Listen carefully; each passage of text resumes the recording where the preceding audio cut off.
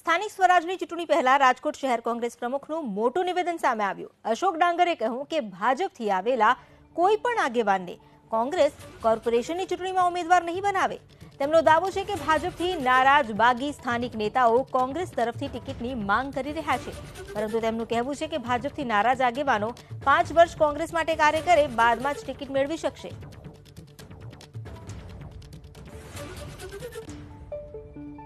અડુકિયા દડુકિયાની વાતો આપણે કરી લઈએ કે આ બાજુથી ઓલી બાજુ જાય, ઓલી બાજુથી આ બાજુ આવે, તો એમાં માટે અમારા પાર્ટીનો ક્લિયર મેસેજ છે આ વખતે કે અમે રાજકોટની અંદર કોઈ પણ ભારતીય જનતા પક્ષનો નારાજ આગેવાન હોય કે પૂર્વ કોર્પોરેટર હોય કે હમણાં જ ટર્મ પૂરી થઈ એમાંથી પણ કોઈ પણ હોય તો એમને 5 વર્ષ કોંગ્રેસમાં કામ કરવું પડશે અને તો જ કોંગ્રેસ એમને ભવિષ્યમાં આવતી 25ની ચૂંટણીમાં ટિકિટ આપી શકે।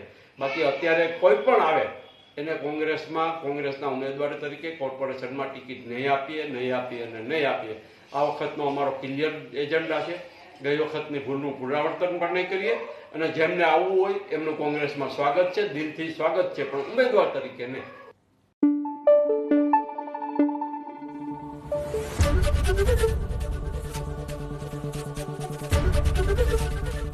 એબીપી અસ્મિતા, ગુજરાતની અસ્મિતા।